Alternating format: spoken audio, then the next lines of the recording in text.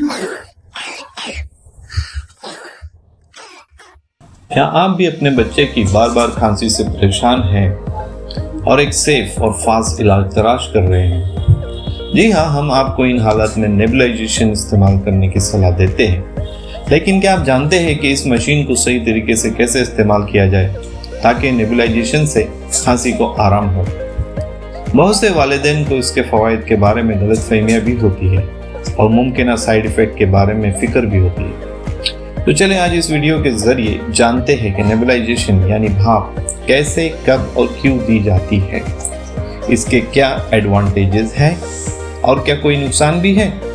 आखिर में हम उन सवालात के जवाब भी तलाश करेंगे कि क्या इसकी आदत पड़ जाती है और क्या इसे सिर्फ दमा के मरीज इस्तेमाल कर सकते हैं।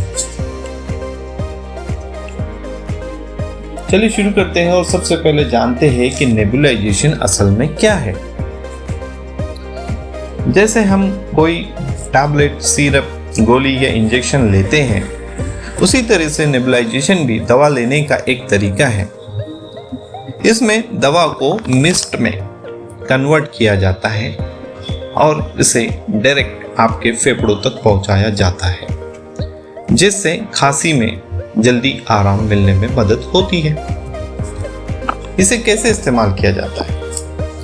तो सबसे पहले हम इसके पार्ट्स जान लेते हैं। इस नेबुलाइजेशन मशीन के साथ ये होता है चेंबर, जिसे हम मेडिसिन कप भी कहते हैं। इस चेंबर में हम दवाई और नॉर्मल सलाइन डालते हैं। साथ ही ये होते हैं अलग अलग साइज के मास्क, जैसे बड़ों के लिए, बच्चों के लिए और 1 साल के नीचे के लिए।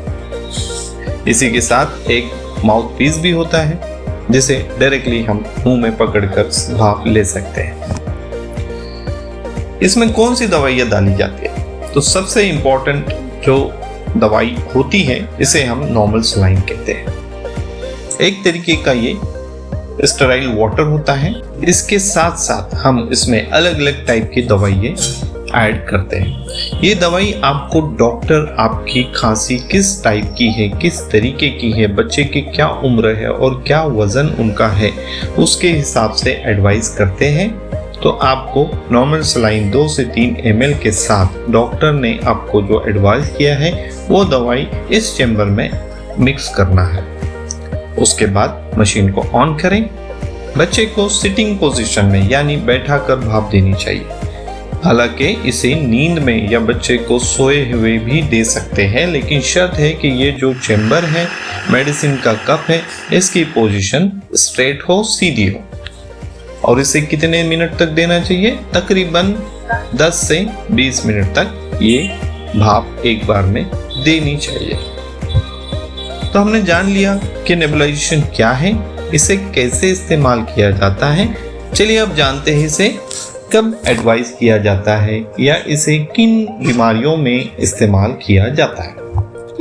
नेबुलाइजेशन हर तरह की खांसी में बहुत मुफीद है, स्पेशली वो बच्चे जिन्हें एलर्जी वाली खांसी हो, यानी बार बार मौसम के तब्दीली से होने वाली खांसी। इसी तरह जिन्हें दमा या अस्थमा की शिकायत हो, उनके लिए तो बहुत ही अच्छा और इफ़ेक्टिव और बहुत ही फास्ट क्विक एक्शन ट्रीटमेंट है। इसी तरीके से अगर बच्चे को सांस लेने में दिक्कत हो रही हो, वीजिंग यानी सांस लेते हुए कोई आवाज़ें आती हो, तो सबसे पहली और इमरजेंसी ट्रीटमेंट जो होती है ये नेबुलाइजेशन ही होती है। इसी तरीके से कुछ वायरल इन्फेक्शन, सर्दी जुकाम जिसमें खांसी भी होती है, इसमें भी ये बहुत अच्छे से काम करता है। इसे किस उम्र में इस्तेमाल किया जा सकता है?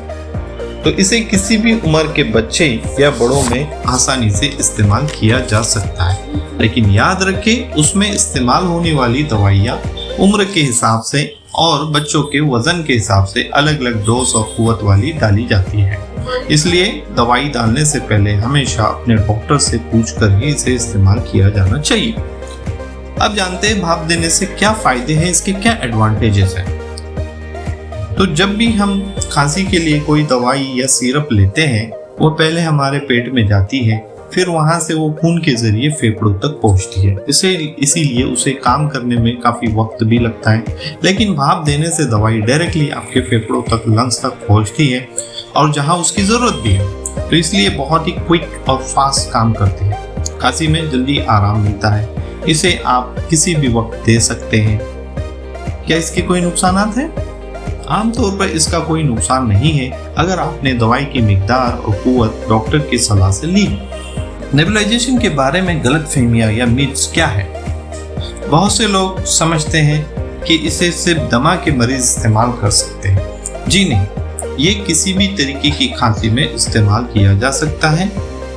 बस उसमें जो दवाई डाली होती है वो अलग अलग कंडीशन और बीमारियों के हिसाब से बदल जाती है। क्या इसे एक बार इस्तेमाल करने से इसकी आदत पड़ जाती है? बिल्कुल नहीं। ये उन बच्चों की बीमारी ही ऐसी होती है या एलर्जी की खांसी जो होती है वो खुद बार बार होने वाली खांसी होती है और इसे सिर्फ भाप देने से ही बेहतर बनाया जा सकता है। क्या इसे सिर्फ हॉस्पिटल में ही इस्तेमाल किया जाता है? नहीं, ये नेबुलाइजेशन आप घर पर भी बहुत अच्छे से कर सकते हैं। याद रखें, भाप देने वाली ट्रीटमेंट अगर काम ना करे तो डॉक्टर की सलाह जरूर लें। तो दोस्तों, इस वीडियो के जरिए नेबुलाइजेशन को बहुत ही आसान और प्रैक्टिकल अंदाज में बताया गया है।